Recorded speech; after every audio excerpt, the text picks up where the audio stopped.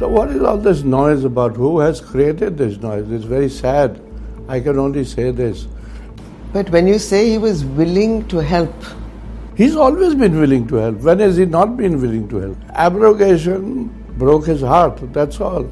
And the way Delhi treated him broke his heart. That's what it is. Umar said many years ago that this is the most difficult job in the country, and I agree with it. And that's why his father can manage it better than he can. I haven't had the gumption to tell Dr. Farooq what to do and what not to do, very rarely. The reality is that Farooq was extremely emotional that day. And he wept. Every time I've written a book, there's been a hullabaloo, because I try to stay as close to the truth as possible. Hello and welcome to a very special interview with former RAW Chief AS Dulat. Mr. Dulat has just authored this book, The Chief Minister and the Spy, An Unlikely Friendship. The book has already become a bestseller, but it has also raised a political storm. Let's dive straight into the book and the controversy, Mr. Dulat, and I start with my first question. Farooq Abdullah is deeply hurt. He's been one of your friends. In fact, the whole book talks about your friendship, how it evolved. You know, you've portrayed as if Farooq Abdullah, the tallest leader, you call him that, as somebody who was willing to help Delhi abrogate Article 370, which is such a sensitive issue for Kashmir. How do you explain what you've written on page 208? That English is a difficult language to understand. Read it. I will read it out, sir. Read it. Firstly, you don't judge a book by one sentence. The book has to be read in its totality. And I regret to say I don't think Dr. Saab has read the book. Okay, let me just read out that para, because that is that one. Are you listening to what I'm saying? I'm listening. Yeah, okay. You're saying you believe that Farooq Saab has not read the whole book? He hasn't read the book. Okay. Not the whole book. He hasn't read the book. He hasn't read the book. Because somewhere he said Safiya has read the book. Okay. In fact, I will come to Safiya, his daughter, Safiya Abdullah Khan, because she's also tweeted about it. But first, the paragraph which has led to the storm. Farooq was terribly hurt. Just as the BJP... Who created this storm? I don't know. Farooq has not quoted this para, or I have not heard him quote this para. So I don't know who's raised this storm. Anyway. So let me read the paragraph. Farooq was terribly hurt. Just as was he not hurt? You yourself have said he was heartbroken. I have said he was heartbroken. When I met him after the abrogation, so I found a different Farooq Abdullah, a very broken man.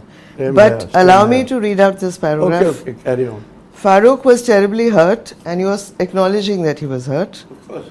Just as the BJP had never hidden its intention towards Kashmir as far as Article 370 was concerned, so too had Farooq been extremely open about his willingness to work with Delhi. Okay.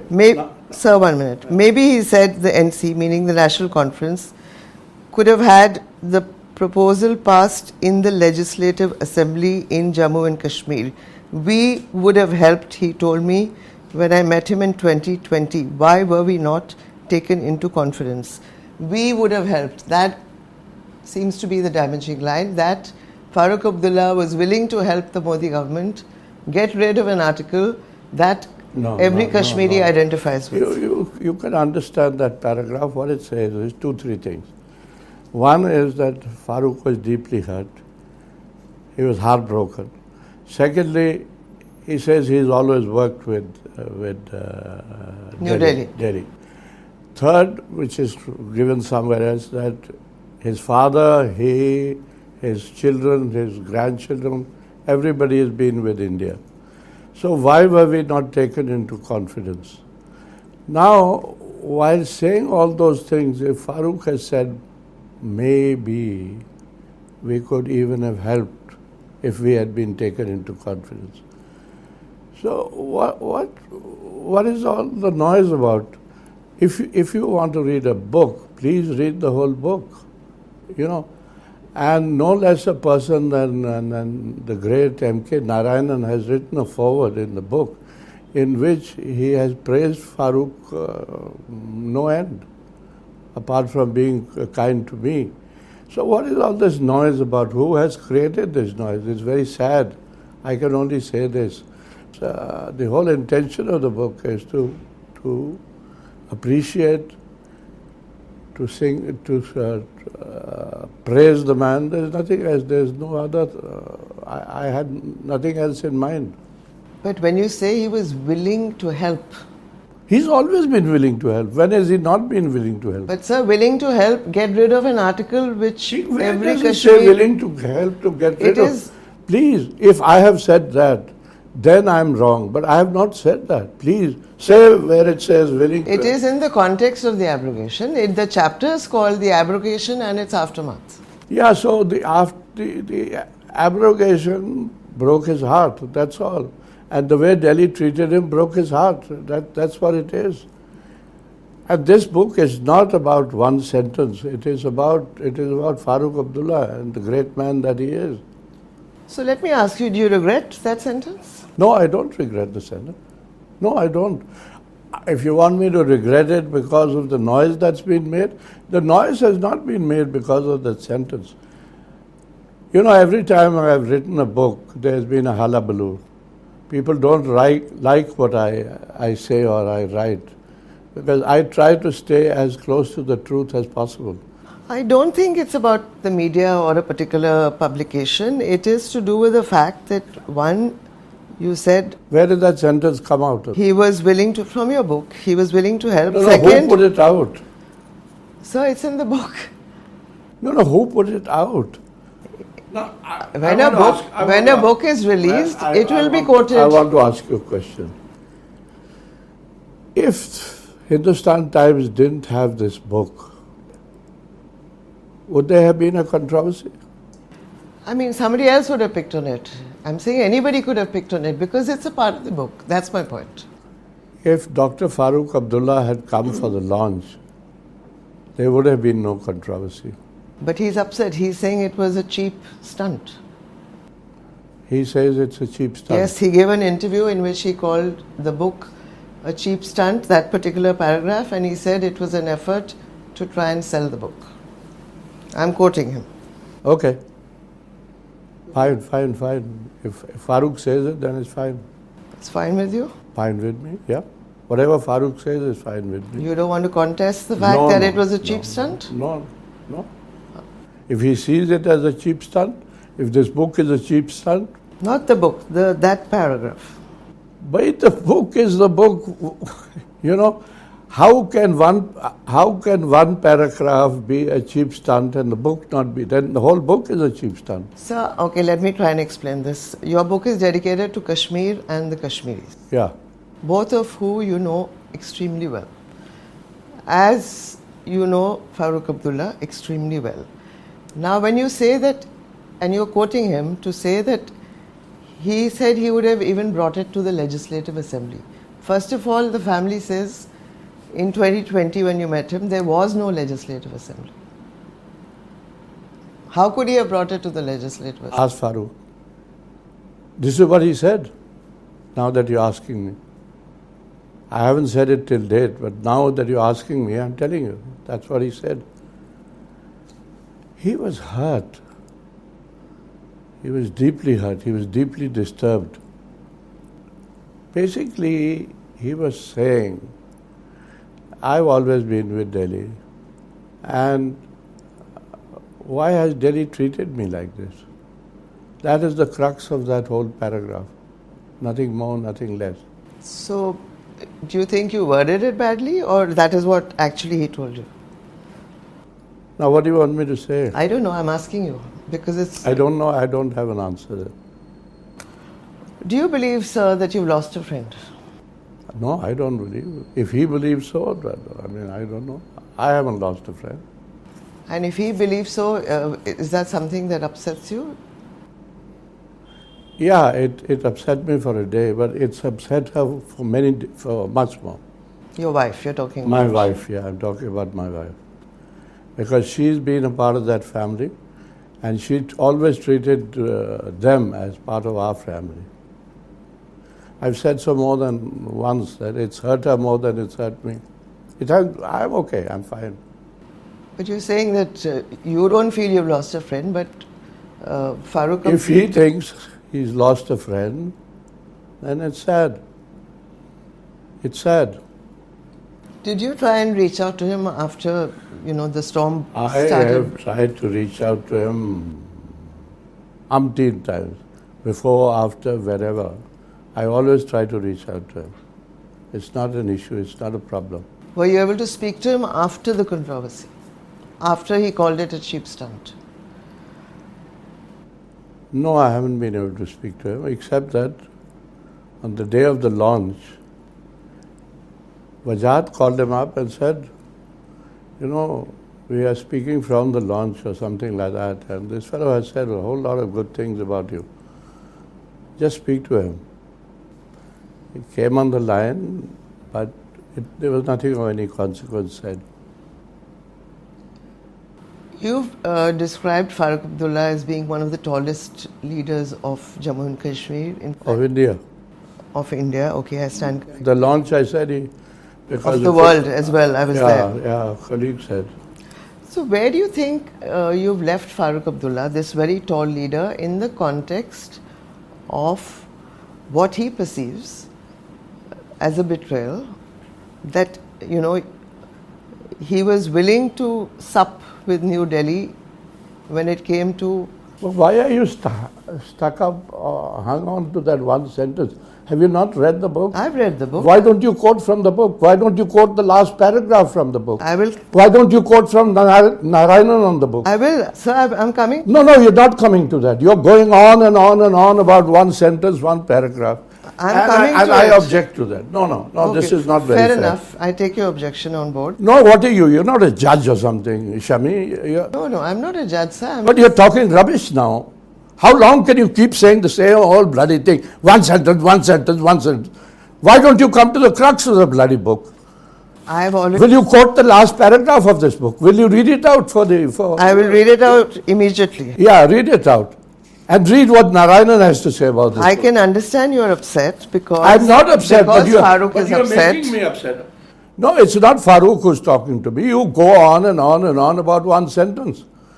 Is there nothing else in this book? Allow me to read the last paragraph. He who comes must, of course, go. After a while, remembrance also slowly fades. But what remains is greatness. The great man's saga will not end in a whimper, because Farooq is not an ordinary man. Delhi cannot afford to give up on Farooq, because without the singer, the song of Kashmir is not complete. Why didn't you start with this para? I wanted to get the controversy out of the way. It's not out of the way. You've gone on about it for the last 10 minutes. You asked me to read this para, sir. I just read it out. You read it out because I'm asking you to read it. Because why didn't you start with this para? Or why don't you start with some other para in this book? Because it's best to get the elephant out of the room. No, there's nothing about the elephant. I explained it to you. The context of that whole para or that whole sentence is that Farooq was heartbroken. Right. And he said, I've always been with Delhi. My family has always been with Delhi. Why could we not have been taken into confidence? Okay, let me ask you my next question. Do you think Farooq Abdullah has suffered politically? I don't think so.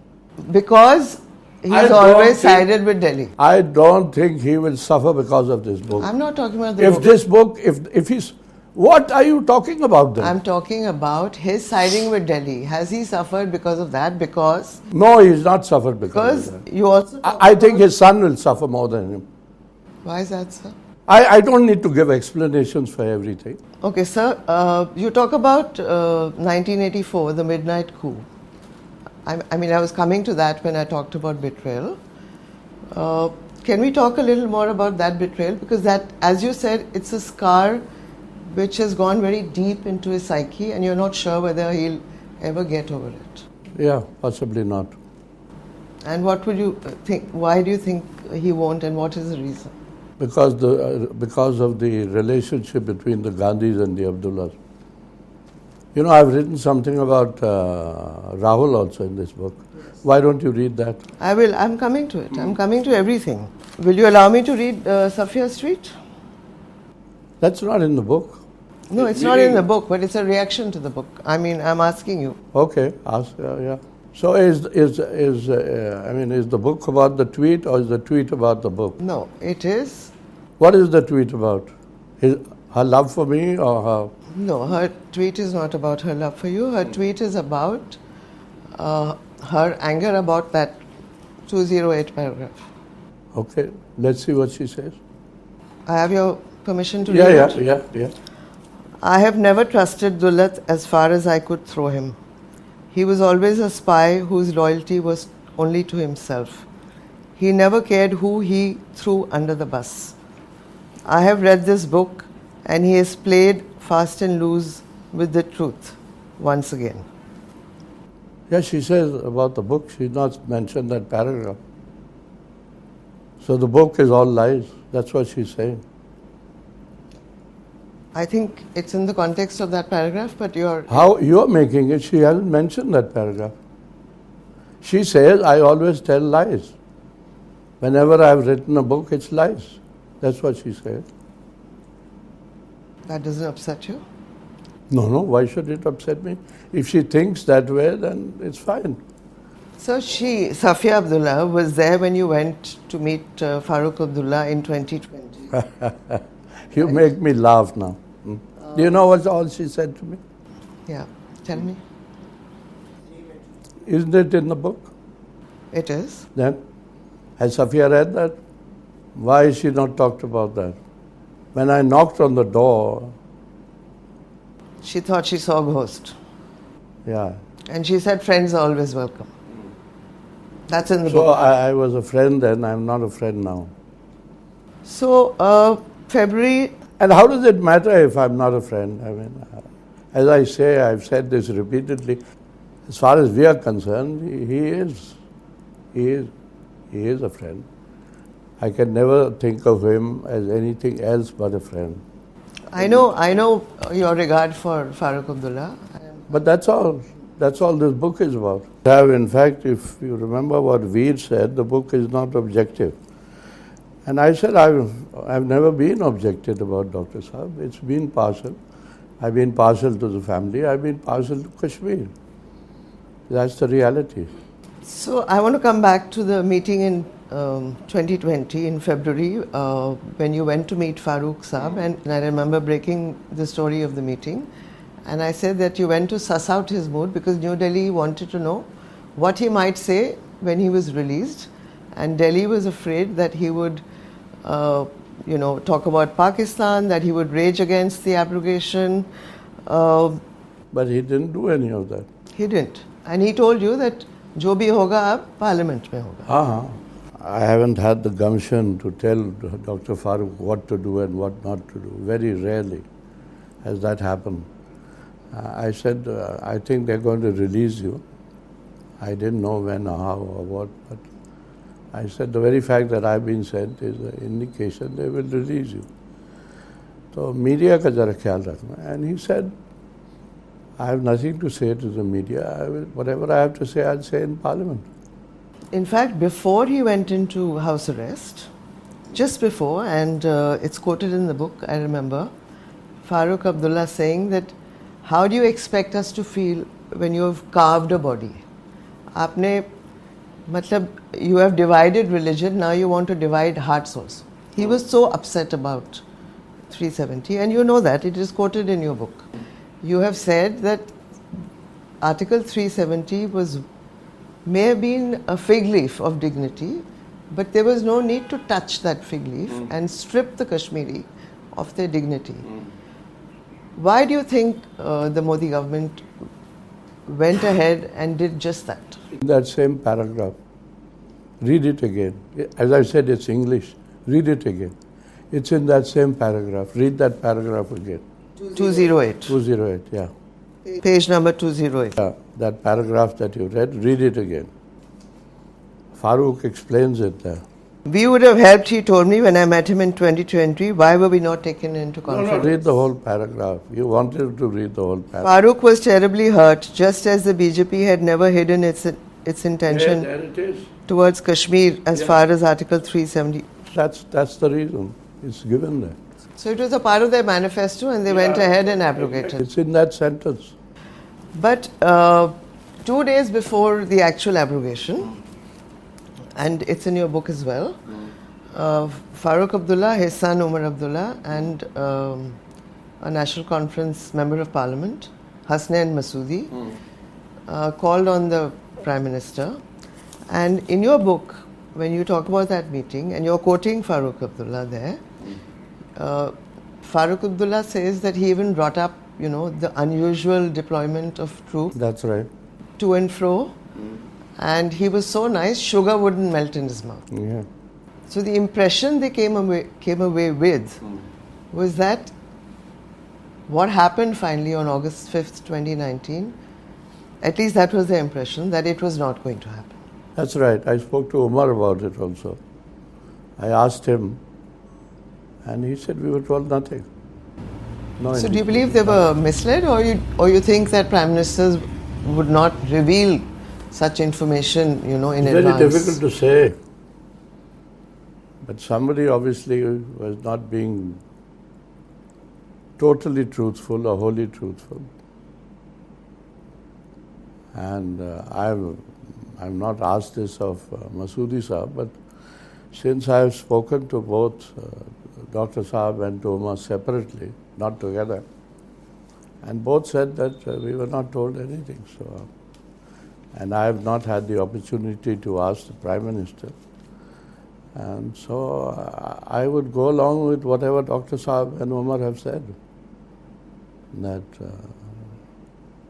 there was no indication. I mean, there may have been indication because there was troop deployment, but they were not told that. You have worked with Farooq very closely. Everything is detailed in the book. You even talk about how different prime ministers have approached the issue of Kashmir. I read with great interest what you wrote about the relationship between Deve Gowda and Farooq Abdullah, as also between Atal Bihari Vajpayee, in whose Prime Minister's office you served. Who was Farooq Abdullah most comfortable with? Which Prime Minister? Oh, by a huge mile, Deve Gowda. Because I've said this in the book, because for Deve Gowda, Farooq was Kashmir and whatever he did was fine by him. He never questioned it, he never got into arguments with it. And as I know, Deve Gowda remains a friend of Farooq Abdullah. I was hoping to see him there at Umar's swearing in, but I was told he had come, spent a holiday with Farooq and gone back. Let's come to the Vajpayee days. I know you've done a separate book called The Vajpayee Years, but you also refer to Now that you mention the Vajpayee years, every book that I have written has had Kashmir in it. And every book that I have written has had Farooq in it. And people who've read all the books and are familiar with all the books know that there are some repetitions in this book, because otherwise the book would not have been 290 pages or whatever it is. Now I am tickled and I am amused that in the earlier books nobody objected to whatever I had said. Now people are objecting to the same things now, that inaccuracies, the so-called inaccuracies were there in all the books. Which one are you referring to? Whichever one they are referring to. Yeah, they say it's full of inaccuracies. For instance, they talk about 1996. So I'd written about 96 in my first book. I think I wrote about it in my third book also. And in this book I've said that was possibly the time because Delhi desperately needed Farooq, and I think we were closest. Now I think somebody has objected to the fact that how could I suggest the cabinet composition? The conversation was totally different. We had lunch at the Taj. Farooq said, "You must come for my swearing in." I said, "Of course I'll come." And I said, everybody says that your government, your first government was your best, and you only had 4 or 5 ministers. So why don't you go down that road again? Have 4, 5, 7 ministers, and then you can appoint as many as you like. But the fact or the problem or the reality is that Farooq was extremely emotional that day. And he wept while on stage. And while weeping, whoever was there, he kept calling people from the audience, "Aap bhi aa jao, aap bhi aa jao." And he appointed 25 ministers. So, yeah, fine. It was only a suggestion that I had made that if you were to appoint 5, 7 ministers, then you could appoint so many more later on. And he said, "Yeah, I agree." But that's not what happened because of his emotional state of mind at that time. So let me come back to the Vajpayee years. But before I get specific about the question, I was talking about the betrayals that Farooq Abdullah has had to face. First was 1984 when he was deposed by his sister's husband, which you have dealt with in the book, calling it a very deep mark on his psyche. Second was not being made the vice president as promised to him by Atal Bihari Vajpayee, by L.K. Advani, who was the Home Minister, and by Brajesh Mishra. I think I've clarified this, that again, I don't know what happened between the Prime Minister and him. Yes, but you had a direct conversation with Brajesh Mishra, who It happened at our place over dinner, yeah. That's right. The conversation was between Brajesh and Farooq. And Brajesh said, "Why don't you come to Delhi, Dr. Saab? Aapko Vice President bana denge." And Farooq was quite happy, he was delighted. That was the time when Brajesh suggested that, we want, Atalji is very, very clear that this election has to be free and fair. So why don't you let it happen under governor's rule? Why don't you step down at that time? And Farooq said, "Theek hai." Farooq's way of thinking, or Farooq's point was that if you stick by what you say, I'll stick by what I say. So when the time actually came and Delhi reminded him, he said, "What governor's rule? I'm good enough." That's right. In fact, he was trying to convey, "I'm better than any governor. It's fine." It's another matter, they lost that election. The NC lost 2002. Yeah, they lost that election. Yeah. They lost the election. More than that, Umar lost his election. You see, because the National Conference was still the single largest party. But the PDP and Congress joined hands. Unfortunately, Umar lost his election from Gandarbal, and that was the end of the story. So, Umar is now back as Chief Minister. He won the election in 2024. Yeah. I believe, and you obviously, you know Kashmir extremely well. I believe the vote was against the abrogation of 370. I believe the vote was an anti-BJP vote. And the vote was, in fact, the stones that the people could not throw in 2019 because of the heavy deployment of troops. Would you agree? It's in the book. I've quoted Farooq. You must have read that. Then why are you asking me the question? No, I want you to expand on this. Like what? Because Umar Abdullah has a difficult job on his hands. Umar Abdullah has a difficult job on his hands. Of course he has. Umar said many years ago that this is the most difficult job in the country, and I agree with him. And that's why his father can manage it better than he can. Do you believe Farooq Abdullah should have become the Chief Minister? Is that what you're saying? No. Yeah, I'm saying that.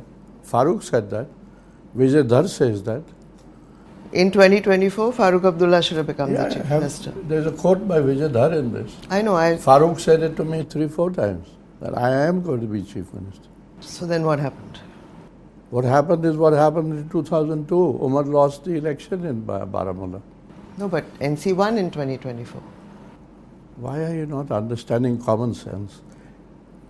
If Umar had won his seat in Parliament, he would have gone to Parliament. Then there was no question of his becoming Chief Minister. It's because he lost Baramulla. Yeah, he lost, and they won this whole thing. So Farooq said, okay, now it's your turn. You know, you worked hard. We've got 42 seats. So now I'll step back, you become Chief Minister. Ready to soundtrack your summer? With Red Bull Summer All Day Play, you choose a playlist that fits your summer vibe the best. Are you a festival fanatic, a deep end DJ, a road dog, or a trail mixer? Just add a song to your chosen playlist and put your summer on track. Red Bull Summer All Day Play. Red Bull gives you wings. Visit redbull.com/brightsummer ahead to learn more. See you this summer. You talk about the great bond and the relationship between Farooq Abdullah and Umar Abdullah. In fact, you say that Farooq Abdullah had tears in his eyes on the day of he had tears. The swearing Farooq, in. Whatever anyone might think, Farooq is a very emotional person. He had tears in his eyes. And not only that, as time has gone on, he's become increasingly protective of his son. I think I've said somewhere that now it's not just love for his son which is increased, it's glorification now. So the father and son was always a good relationship. Earlier on in the book, of course, you hinted that it was not as good as it is now. Yeah, you know, when you're younger and kids are younger, they think of things differently and whatever it is. You know. The one line that I found interesting, if you can elaborate on that he saw more of a father in Vajpayee when he was a part of the Vajpayee government. I'm talking about Umar Abdullah. I haven't said that. And I wouldn't say that, no. But he saw a father figure in Vajpayee. See, that relationship worked out well, but I don't know about a father figure. What Umar thought, Umar never told me. The only thing is that in 2002, he was not as big as he is today. He was then afraid of his father. His father was a much bigger man then. And Umar was conscious of it. So things have changed. Now Umar is, Umar is Chief Minister again.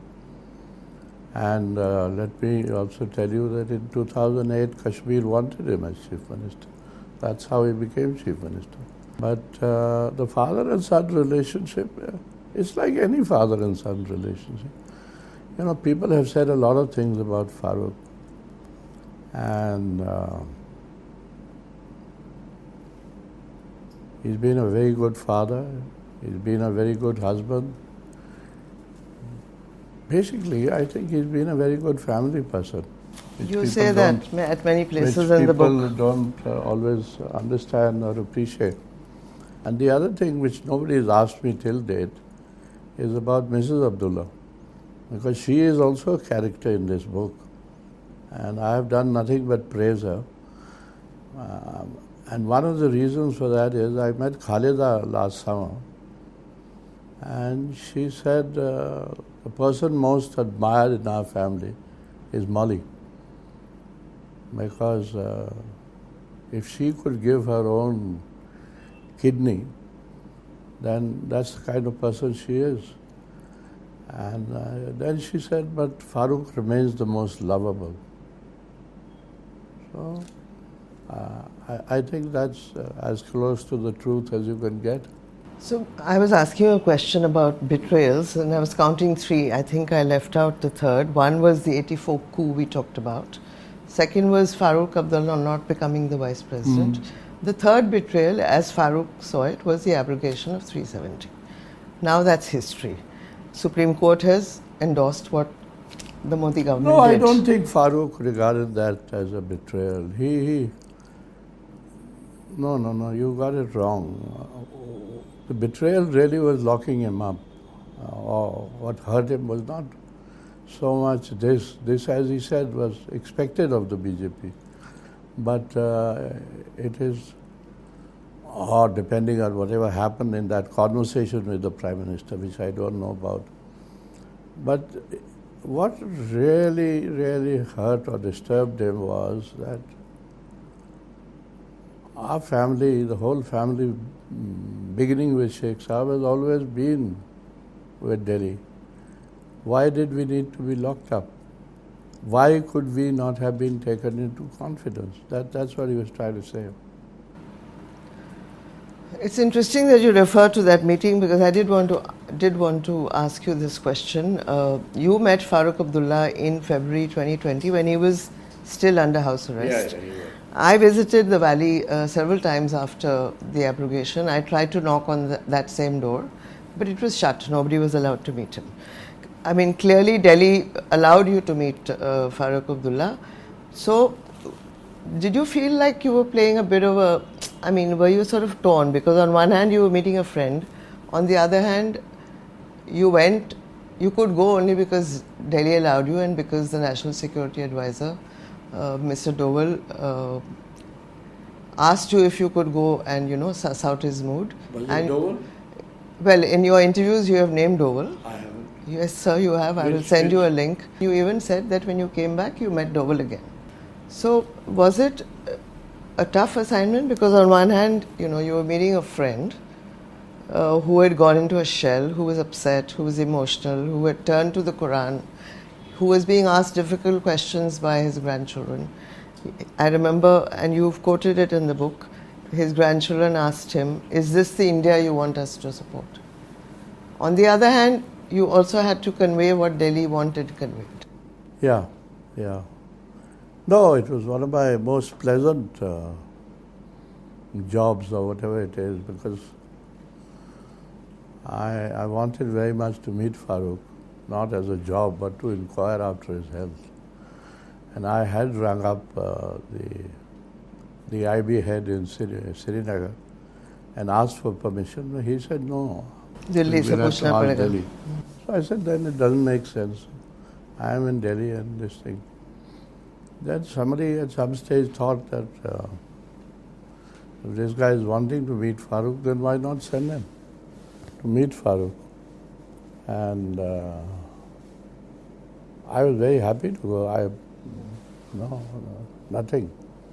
There are no two ways about that. It was, I wanted to go and inquire about his health. That was my first and foremost thing.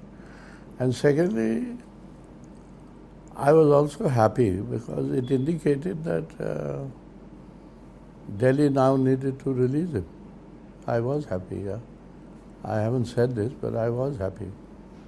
I mean, I told Farooq, I said, you would understand that since I have come, they're thinking of releasing you. They're thinking of releasing you.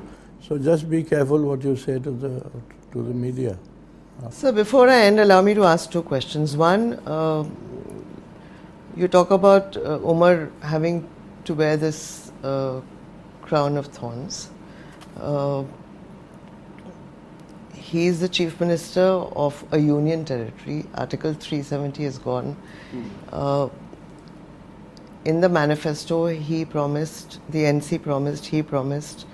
to continue the fight for Article 370, to continue the fight against the release of detainees who are still in jail under the Public Safety Act.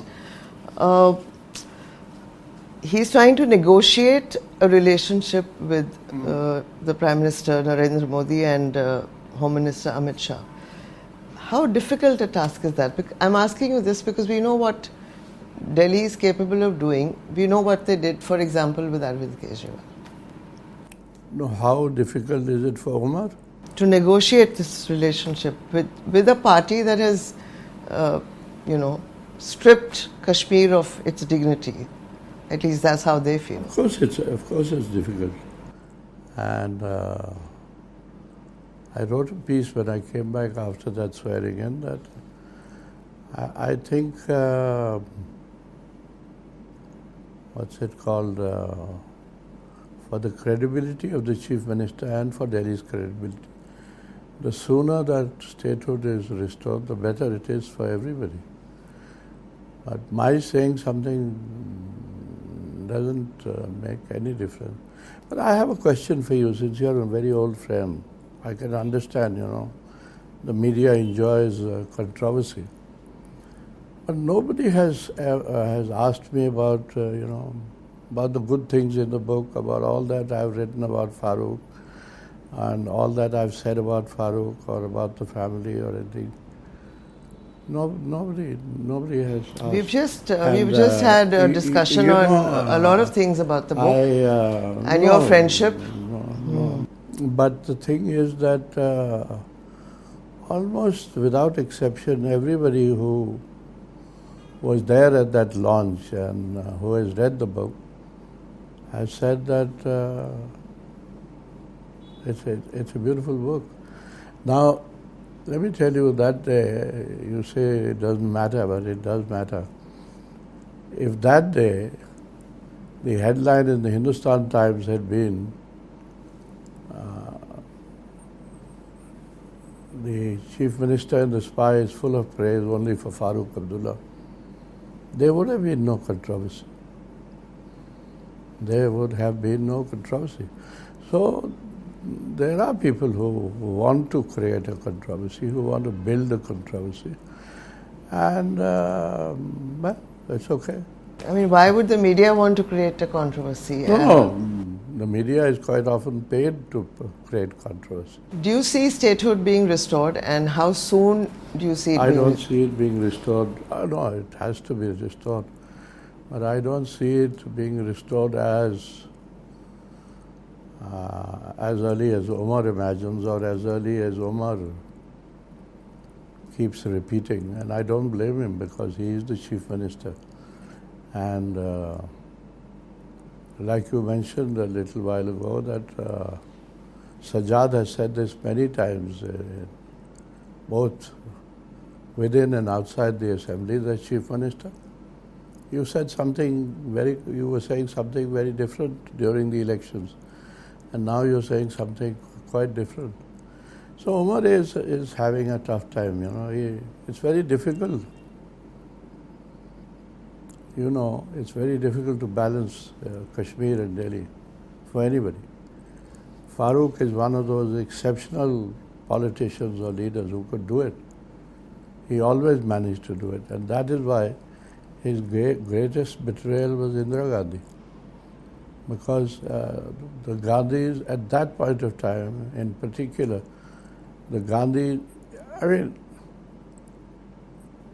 Omar became Chief Minister. One of the reasons was that Mrs. Gandhi wanted him as Chief Minister. And she told the Sheikh that, why are you wasting time? Get on with it. Because she felt that he is the best person. Sir, let me ask you in the end, would you like to convey through this interview with the Quint anything to Farooq Abdullah, who clearly is upset? You call it an unlikely friendship. It's turned out to be, an unlikely friendship. It's a beautiful friendship. I have nothing to convey to Dr. Saab. Dr. Saab knows much more than any of us knows. And, for me, it's been a beautiful friendship. Apart from being unlikely, it's been a beautiful friendship. And it's not going to change in my way of thinking. Do you fear, last question, do you fear that it's over? No, I don't fear at all that it's over. I don't. Because you know the man. I don't even believe it's over. But what is there to fear? No, fear because I know how much regard and respect and value you have for Farooq Abdullah. Yeah, I do. That won't change. So that's that. The rest is for the others to decide. So congratulations on the book, and thank you for speaking to the Quint.